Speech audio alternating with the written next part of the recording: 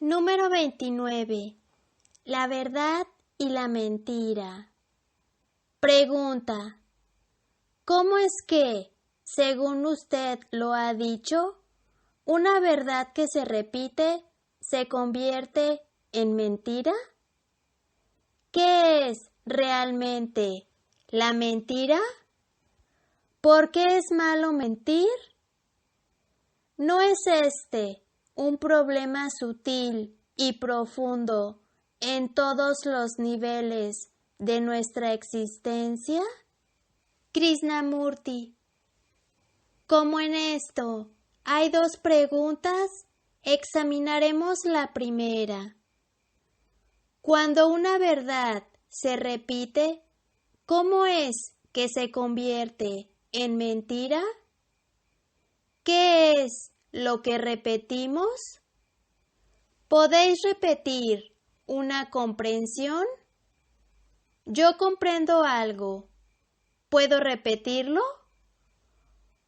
Puedo hablar de ello. Puedo comunicarlo. Pero la vivencia, a buen seguro, no es lo que se repite. Mas nos quedamos presos en la palabra y perdemos el significado de la vivencia. Si habéis tenido una vivencia, ¿podéis repetirla? Podéis querer repetirla. Podéis desear su repetición, su sensación. Pero una vez que habéis tenido una vivencia, esta ha terminado. No puede ser repetida. Lo que puede repetirse es la sensación y la palabra correspondiente que da vida a esa sensación. Y como desgraciadamente la mayoría de nosotros somos propagandistas, caemos en la repetición de la palabra. Vivimos de palabras y la verdad es negada. Tomemos como ejemplo el sentimiento del amor. ¿Podéis repetirlo? Cuando oís que os dicen, amad a vuestro prójimo, ¿es eso una verdad para vosotros? Solo es verdad cuando en realidad amáis al prójimo, y ese amor no puede ser repetido, sino tan solo la palabra. Sin embargo, casi todos nos sentimos felices y contentos con la repetición. Amad al prójimo. Oh, no seáis codiciosos, de modo que la verdad de otro o una vivencia real que hayáis tenido no se convierte en una realidad por la simple repetición. Por el contrario, la repetición impide la realidad. El mero repetir determinadas ideas no es la realidad. La dificultad de esto consiste en comprender el asunto sin pensar en términos de lo opuesto. Una mentira no es algo opuesto a la verdad. Es posible ver la verdad de lo que estoy diciendo, no en oposición o en contraste, como verdad o como mentira, sino ver, simplemente que la mayoría de nosotros repetimos sin comprensión. Por ejemplo, hemos estado discutiendo el nombrar y el no nombrar, un sentimiento y lo demás. Muchos de vosotros lo repetiréis, estoy seguro de ello, pensando que es la verdad. Jamás repetiréis una vivencia si es una experiencia directa. Podéis comunicarla, pero cuando es una vivencia real, las sensaciones que la acompañaron han pasado.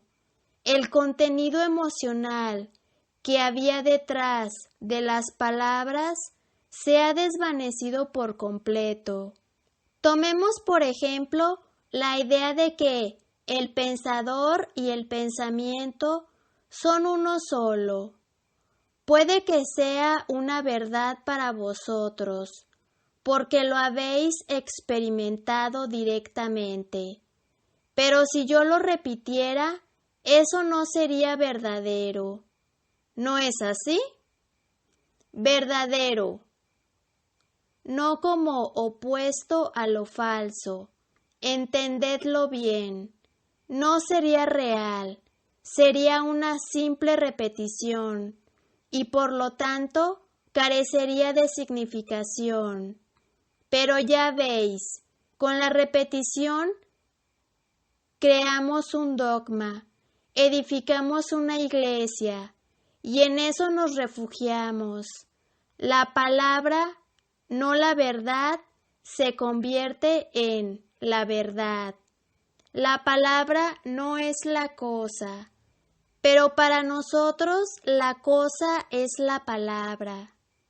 Y es por eso que uno tiene que guardarse con sumo cuidado de repetir algo que no comprenda realmente. Si comprendéis algo, podéis comunicarlo.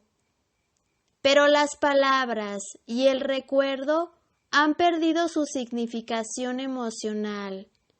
Es por eso que, en la conversación corriente, la propia perspectiva y el propio vocabulario sufren un cambio.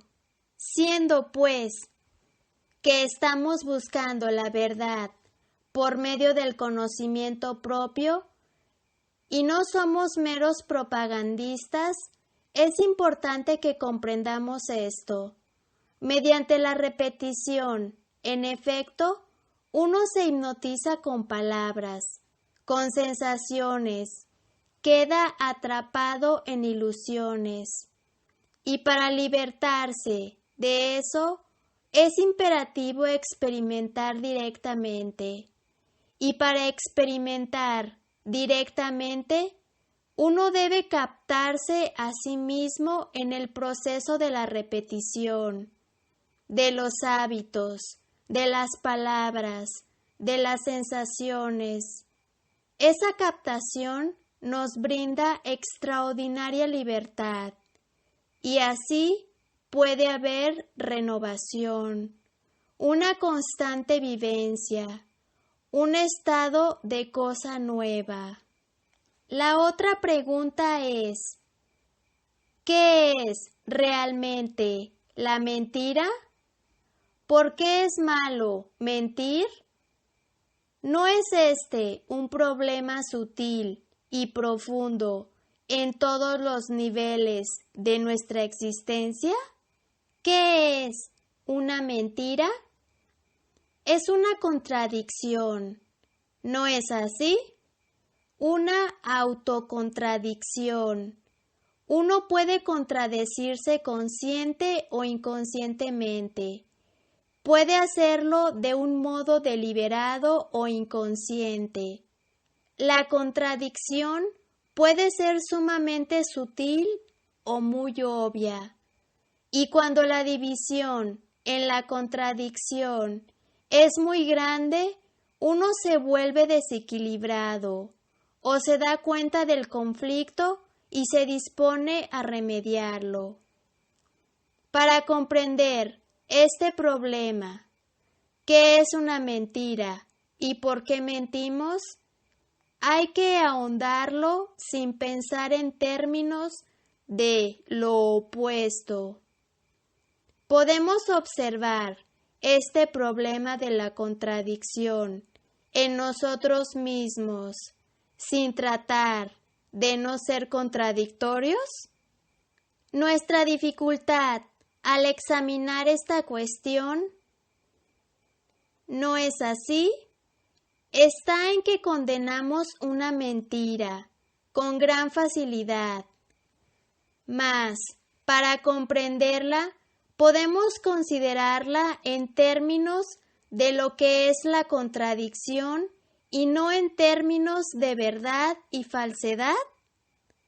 ¿Por qué nos contradecimos? ¿Por qué hay contradicción en nosotros? ¿No hay un intento de vivir de acuerdo con una norma, con una pauta, un constante acercamiento nuestro a un modelo, un esfuerzo constante por ser algo, ya sea a los ojos de otra persona o ante nuestros propios ojos? Existe un deseo, ¿no es así?, de ajustarse a una norma, y cuando uno no vive de acuerdo con ella, hay contradicción. Ahora bien, ¿por qué tenemos un modelo, una norma, una tendencia a imitar, una idea en conformidad con la cual tratamos de vivir? ¿Por qué? Evidentemente para estar en seguridad, para estar a salvo, para ser populares, para tener una buena opinión de nosotros mismos, etc. Ahí está la semilla de la contradicción. Mientras procuremos asemejarnos a algo, mientras tratemos de ser algo, tiene que haber contradicción. Por lo tanto, tiene que existir esa división entre lo falso y lo verdadero. Creo que esto es importante, si es que queréis profundizarlo serenamente. No es que no exista lo falso y lo verdadero, pero ¿por qué hay contradicción en nosotros? ¿No es porque intentamos ser algo?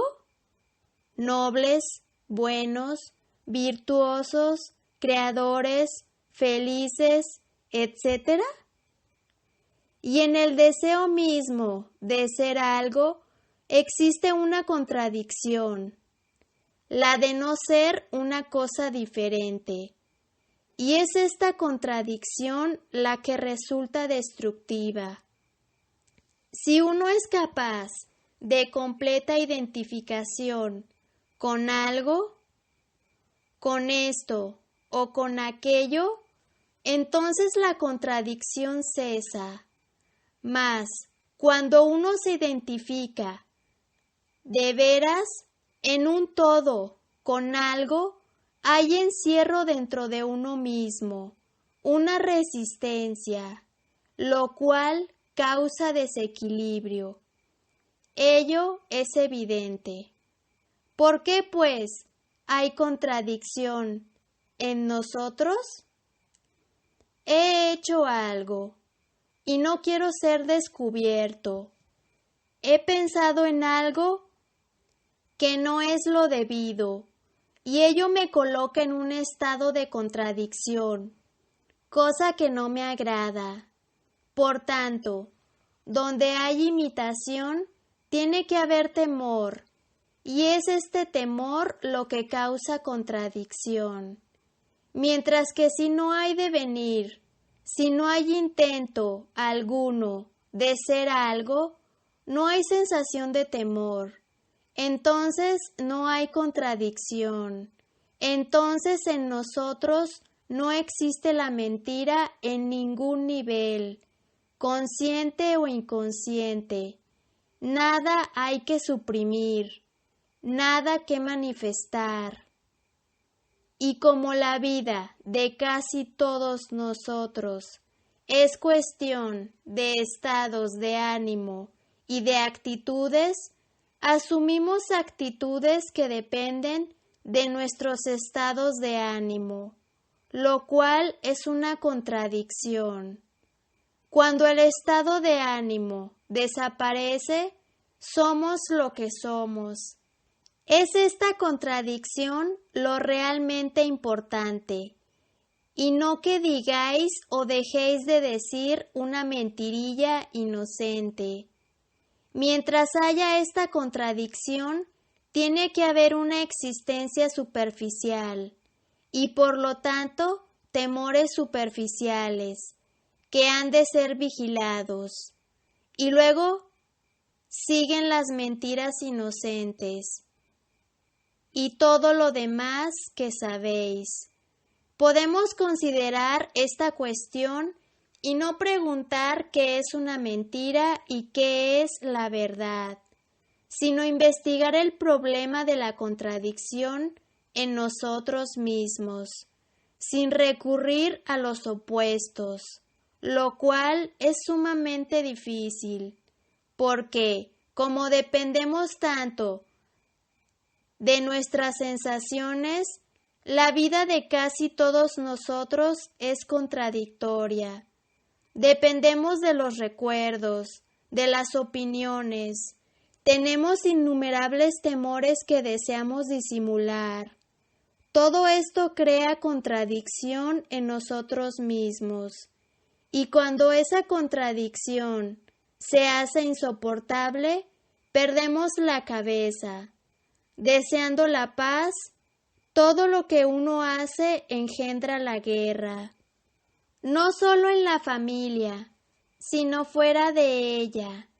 Y en lugar de comprender lo que crea el conflicto, solo tratamos cada vez más de convertirnos en una cosa o en otra, en lo opuesto, agrandando de ese modo la división.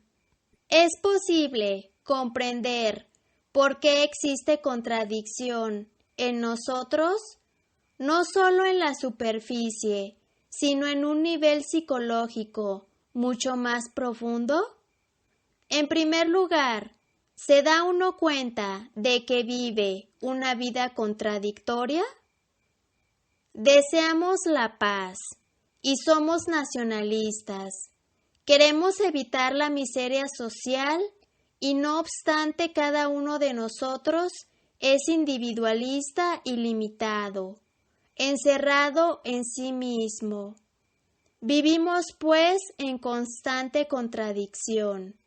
¿Por qué? ¿No será que somos esclavos de la sensación? No se trata de negar o de aceptar esto, que exige comprender muy bien lo que implica la sensación, es decir, los deseos. Deseamos muchas cosas, todas en contradicción unas con otras. Somos un cúmulo de máscaras en conflicto. Adoptamos una careta cuando nos conviene y la repudiamos cuando alguna otra cosa es más provechosa, más agradable. Es ese estado de contradicción lo que crea la mentira, y en oposición a eso creamos la verdad. Pero, ciertamente la verdad no es lo contrario de la mentira. Aquello que tiene un opuesto no es la verdad. Lo opuesto contiene su propio opuesto y por lo tanto no es la verdad. Y para comprender este problema bien a fondo, hemos de darnos cuenta de todas las contradicciones en que vivimos.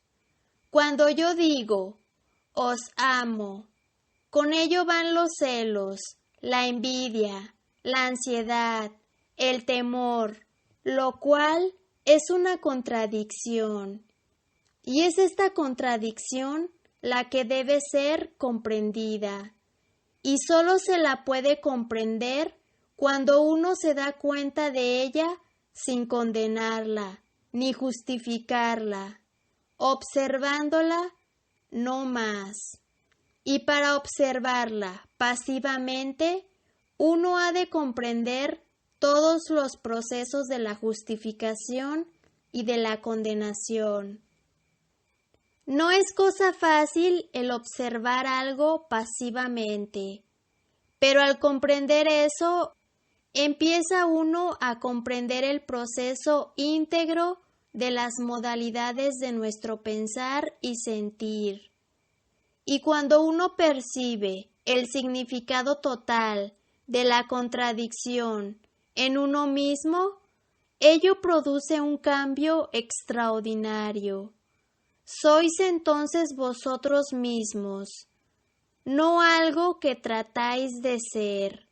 Ya no seguís un ideal, ya no buscáis la felicidad. Sois lo que sois, y de ahí podéis proseguir. Entonces no hay posibilidad de contradicción.